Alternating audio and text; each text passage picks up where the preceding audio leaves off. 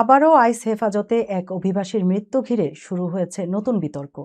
New জার্সির new ইয়র্কে Denali হল ডিটেনশন সেন্টারে আটক থাকা এল সালভাদরের ৪১ বছর বয়সী এক ব্যক্তির মৃত্যুর পর স্বাস্থ্যসেবা ও আটক ব্যক্তিদের জীবনযাত্রার মান নিয়ে উঠেছে গুরুতর প্রশ্ন।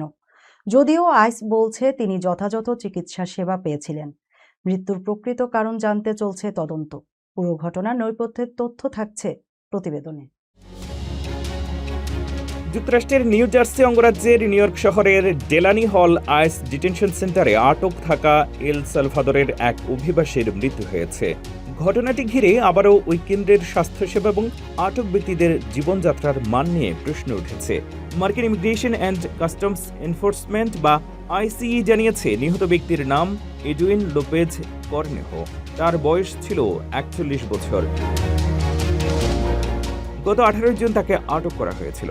শনিবার তিনি মারা যান, তবে তার মৃত্যুর সঠিক কারণ এখনও প্রকাশ করা হয়নি। কর্তৃপক্ষ জানিয়েছে ময়নাতদন্ত ও চিকিৎসা সংক্রান্ত পরীক্ষার পর মৃত্যুর কারণ জানানো হবে। আইসের দাবি, হেফাজতে থাকাকালীন এডুইন যথাযথ চিকিৎসা সেবা পেয়েছিলেন এবং নিয়মিত চিকিৎসকদের তত্ত্বাবধানে ছিলেন। কিন্তু নিউ জার্সির ডেমোক্রেট আইন প্রণেতা ও মানবাধিকার সংগঠনগুলো এই দাবিতে সন্তুষ্ট নন। তাদের অভিযোগ, ডেলানি হল ডিটেনশন সেন্টারে চিকিৎসা সেবা ও বসবাসের পরিবেশ নিয়ে দীর্ঘদিন ধরেই গুরুতর অভিযোগ রয়েছে। ডেমোক্রেট সেনেটর কোরি বুকার বলেছেন, এটি এই কেন্দ্রে প্রথম মৃত্যু নয়। তার দাবি, দ্রুত ব্যবস্থা না নিলে ভবিষ্যতেও এমন ঘটনা ঘটতে পারে। তিনি ডেলানি হল স্থায়ীভাবে বন্ধ করার আহ্বান জানিয়েছেন। অন্যদিকে নিউ জার্সির গভর্নর মিকি শেরিল জানিয়েছেন, মৃত্যুর প্রকৃত কারণ জানতে তদন্ত চলছে। তিনি অভিযোগ করেন, অঙ্গরাজ্য কর্তৃপক্ষকে পূর্ণাঙ্গ স্বাস্থ্য পরিদর্শনের সুযোগ দেওয়া হচ্ছে না, যা পুরো ঘটনাকে আরও প্রশ্নবিদ্ধ করে তুলছে।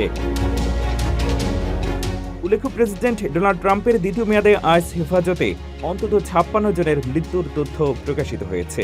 এই ঘটনাকে ঘিরেও নতুন করে বিতর্ক শুরু হয়েছে।